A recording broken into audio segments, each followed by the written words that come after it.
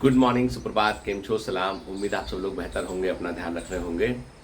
कल मैंने जो है बांग्लादेश के ऊपर मैंने बात किया, जिस पर जो है बहुत सारे नेगेटिव कमेंट भी आए उसमें कि सर आप ये नहीं देख रहे हैं, सर आप वो नहीं देख रहे हैं कि वो ऐसा कंट्री बनने वाला है ना, कट्टरपंथी होने वाला है, ये होने वाला है, वो होने वाला है। ठीक है, मैं कई बार सोचता हूँ कि पर्सपेक्टिव का बेटा फ़र्क है सारा है। ठीक है, मैं बताना कुछ और चाह रहा हूँ आपको, आप सोच और कुछ रहे हैं, आपके परसेप्शन जो है वो बिल्कुल डिफरेंट है।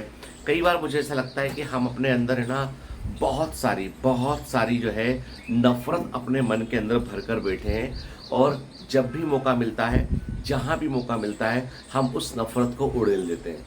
मैं कई बार सोचता हूँ कि इतनी नेगेटिविटी और इतना गुस्सा लेके, इतना नफ़रत लेकर हम कैसे अच्छी ज़िंदगी जी सकते हैं। आप बताओ ना कि आपके पास जो है वो मतलब जो है आप कितना ही स्वादिष्ट हलवा क्यों ना बनाया, कितना ही स्वादिष्ट हलवा क्यों ना बनाया आप, यदि आप कुछ बूंदे उसमें कड़वी कोई चीज़ के, कड़वे केमिकल की या कोई टॉक्सिक चीज़ की कुछ बूंदे उसमें डाल देंगे तो पूरा हलवा वो ख़राब हो जाएगा। ठीक है, हमारी जो ज़िंदगी है ना उसमें भी जो नफ़रत जो होती है ना, उसके कुछ बीज काफ़ी होते हैं। हमारी लाइफ में भी नफ़रत के, हैट के कुछ बीज काफ़ी हैं पूरी ज़िंदगी को बर्बाद कर देने के लिए। जिन जो आपको लगता है कि जहाँ भी जो है चरमपंथीता चल रही है, एक्सट्रीमिज़्म चल रहा है, वहाँ पर जो है वो पॉलिटिशियंस या लीडर्स जो हैं वो नफ़रत के इन्हीं बीजों को बो रहे हैं। हम सभी लोग जो है वो एक, हमारे मस्तिष्क और हमारे दिमाग जो है ना वो एक खेत के समान है। उस खेत में कुछ लोग आते हैं, नफ़रत के बीज बो जाते हैं। और बड़ी बुरी बात यह है कि कभी आपने खेत में देखा है, खेत में अच्छी फसल, खेत में जो है अच्छा एक पौधा जो खूब सारे बीज देगा, अच्छी फसल देगा, अनाज देगा, उस पौधे के सामने जब बाजू में जो है खरपतवार आता है, जो हार्मफुल वीड होता है, तो पता है खरपतवार जो है वो अच्छे पौधे की पूरी ग्रोथ को खा जाता है।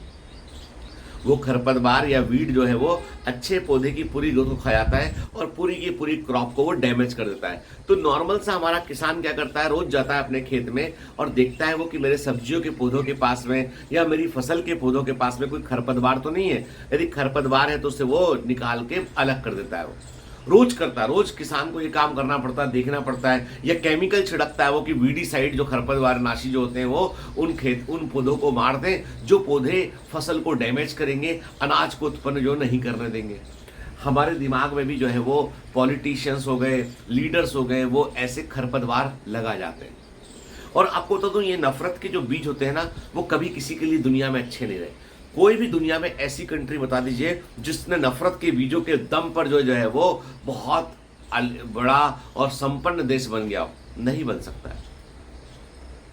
आज अमेरिका में भी जो है वो थोड़ा सा क्राइसिस चल रहा है, उसके पीछे कारण है ब्लैक वर्सेस वाइट। ठीक है, वहां पे एक अलग विवाद चल रहा है, ब्लैक और व्हाइट के बीच का विवाद है, जिसमें कि जो है जिसके चलते इलेक्शंस भी वहां पर अफेक्ट हो रहे हैं।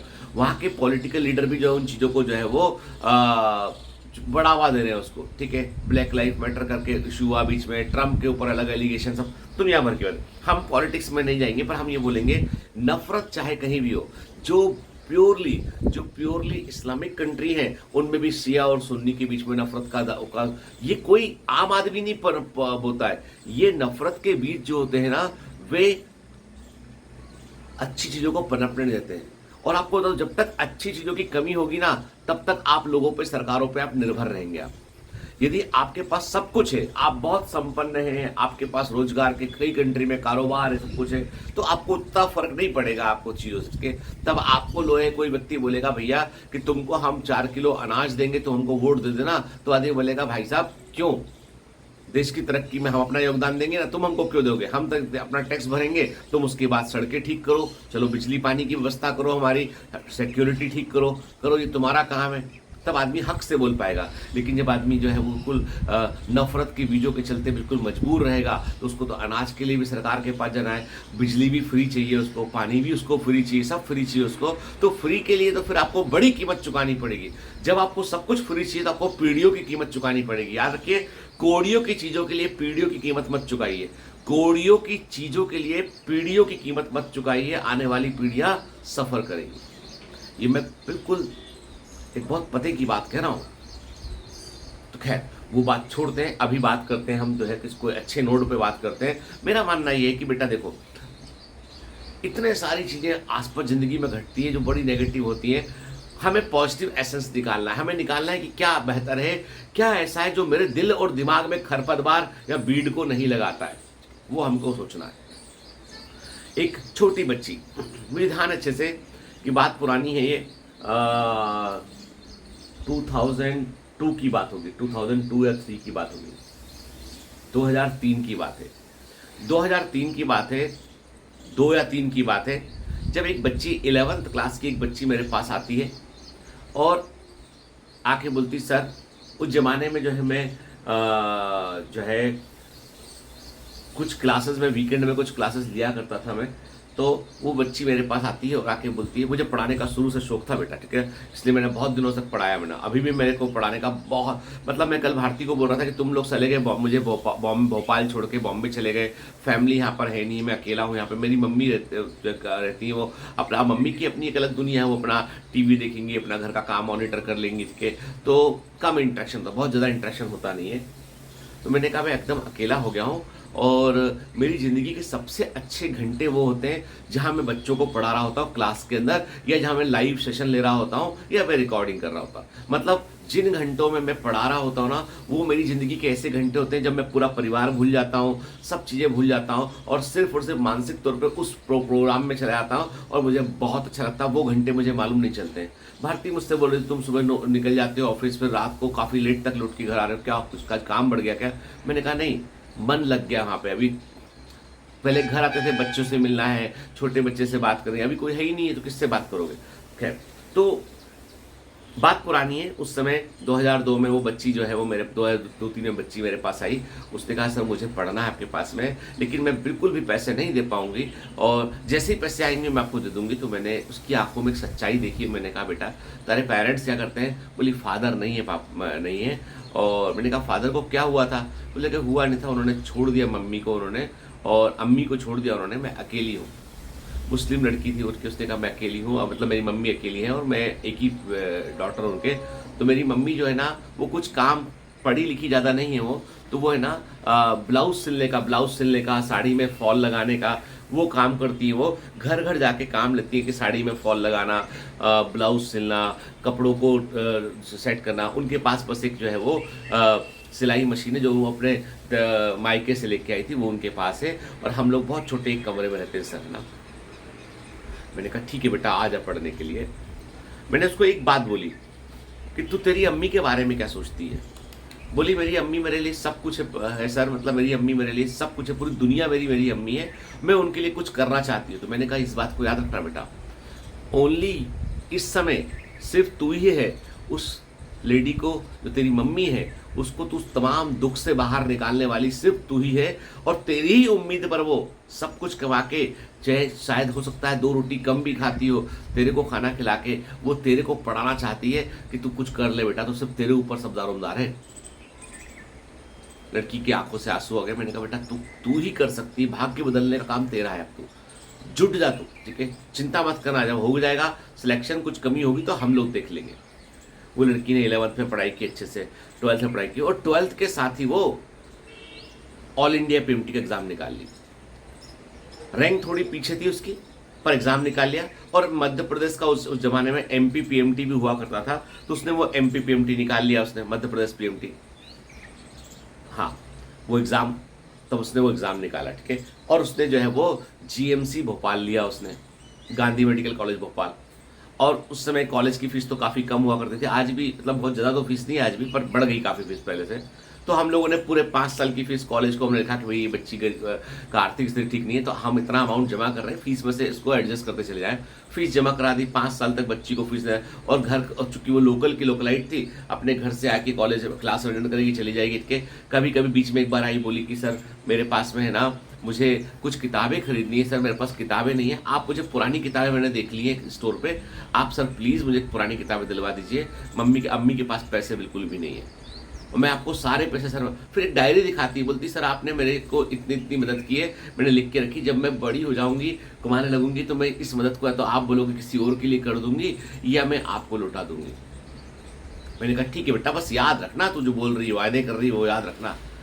वो लड़की ने जो है अपना निवेश पूरा किया। एमबीबीएस के बाद इंटर्नशिप में पैसे मिलने लगते हैं। उसके बाद फिर उसने जो है वो उसी साल उसने पढ़ाई अच्छे से की, उसने जो है वो उसने एमएस गायनी किया, उसने सुल्तानिया हॉस्पिटल जो भोपाल का ही जीएमसी का है वहीं से उसने गायनी किया उसने। अब वहाँ पे जैसे आप पीजी वीजी करते हो तो अच्छा खासा पैसा मिलने लगता है आपको, तो अच्छा खासा पैसा उसे मिलने लगा। उसके बाद फिर उसकी जो है वो जब कॉलेज में पढ़ रही थी तब जो है कोई बैचमेट थे या सीनियर थे उसके, उनसे उसकी जो है वो शादी भी पक्की हो गई।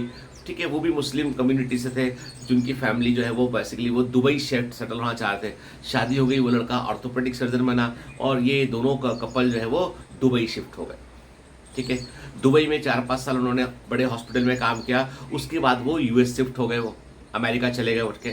फिर अमेरिका में उन्होंने काम किया, उन्होंने अमेरिका में अपनी प्रैक्टिस को सेट किया। उन्होंने आज मुझे जब जो है वो कुछ दिन पहले उन्होंने बताया कि उसने बताया कि सर आप कभी यूएस आओगे तो हमारे घर जरूर आना आप, ठीक है ना, न्यू ऑर्लिंस या कहाँ पे घर है उनका, वहाँ जरूर आप आना, है ना। आप देखना सर कि मैंने ना हमने, और मैंने कहा तेरी अम्मी का क्या हुआ?